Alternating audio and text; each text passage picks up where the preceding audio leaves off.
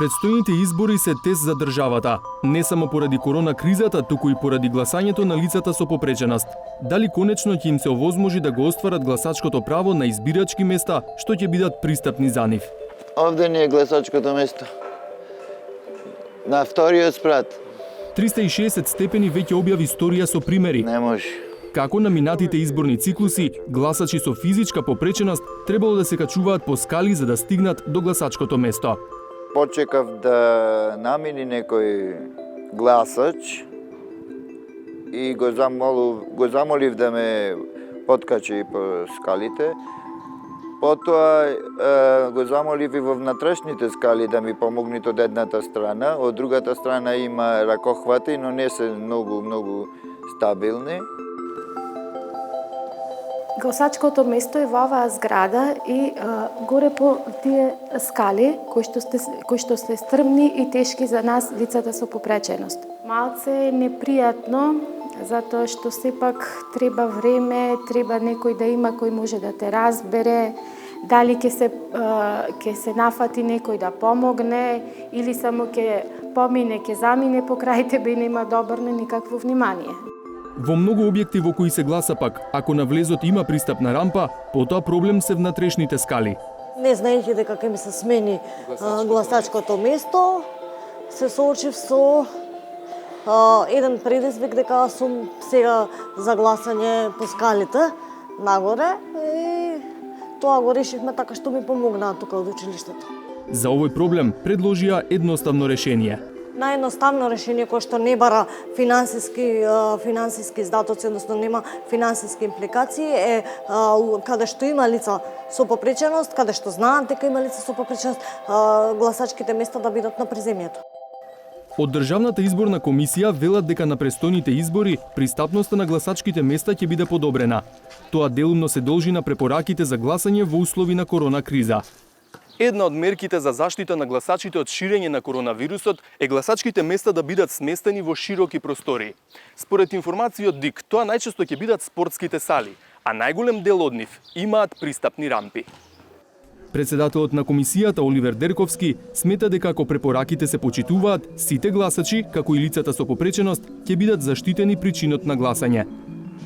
Се обидовме практично да голем број од избирачките места ги симнеме долу на приземје, нешто на кое што постојано луѓето со попреченоста се жалеа во изминатиот период. Доста од избирачките места сега се во спортските сали на приземје, во училниците на приземје и на тој начин ја зголемивме пристапноста до избирачките места. Ќе им помогнеме на луѓето, а се разбира од аспект на заштита нивна заради опасноста од COVID-19 заразата. Како за сите останати граѓани ги преземаме мерките и за овие граѓани, за нивна заштита. Следејќи ги препораките од здравствените власти, 360 степени објави анимација за тоа како би изгледал самиот чин на гласање. Препораките што важат за сите гласачи, важат и за гласачите со попреченост. Просторијата во која ќе се гласа треба да биде со отворени прозорци или да се проветрува секој час. Во неја треба да има поставено средства за дезинфекција и корпа за отпадоци. Членовите на гласачките одбори и наблюдувачите да се на растојание од 1,5 до 2 метра со заштитни маски и ракавици. Во просторијата ќе биде дозволено да бидат присутни најмногу онолку гласачи колку што има паравани за гласање. При влегување гласачот прво ги дезинфицира рацете. Потоа, при подавање на личната карта ја симнува накратко маската за идентификација и стои на дистанца од членовите на избирачкиот одбор. Гласа и на излегување повторно ги дезинфицира рацете. Редот за гласање се формира надвор од просторијата за гласање согласно безбедносните протоколи со дистанца од 2 метра. Од невладината организација Инклузива, која веќе 3 избори наназад притиска да се подобри пристапноста на гласачките места, имаат забелешки на овие препораки. Посебната забелешка е во однос на гласачите кои се глуви, затоа што избирачките одбори ќе носат маски. Устата ќе им биде покриена цело време, а овие лица читаат од уста перфектно и се плашиме дека нема да можат да разберат и да комуницираат со членовите на избирачките одбори. Ќе мораме сега да се снаоѓаме во ситуацијата, ќе мора да се симне маската, во одреден период за да можат да објаснат она што сакаат да го објаснат и на некој начин да се разберат со избирачкиот одбор. Јас се надевам дека нема да има такви проблеми. Од невладината организација Инклузива подготвуваат сликовит приказ на гласањето кој треба да биде истакнат пред секое гласачко место. Загрижени се и за луѓето со попреченост на кои им е потребна помош при гласањето. Ние ќе апелираме до нив да одат на гласачкото место со свој придружник. Ако се појави гласач кој нема своја придружба, според изборниот законник и упатствата, следниот по него или следниот гласач по него што доаѓа во ред, треба да му биде придружник. Никој не може да гарантира дека тој човек не е носител на инфекцијата. Инклузива уште пред корона кризата обучи своји наблюдувачи кои треба да го контролираат гласањето од аспект на правата на лицата со попреченост. Подсетуваат дека препораките за заштита на гласачите од пренесување на вирусот не треба да ги нарушат правата на гласачите со попреченост. Секое гласачко место треба да биде приспособено за во него да може да гласаат луѓе со каква било попреченост. Лице со попреченост има право да гласа со свој придружник. Така стои во изборниот законник. Не смеете тоа да го споредувате со семејно гласање. За во избирачкиот список на соодветно место да се подпишуваат лица со оштетен вид, се користи граничник, помагало кое е корисно и често го употребуваат и другите гласачи.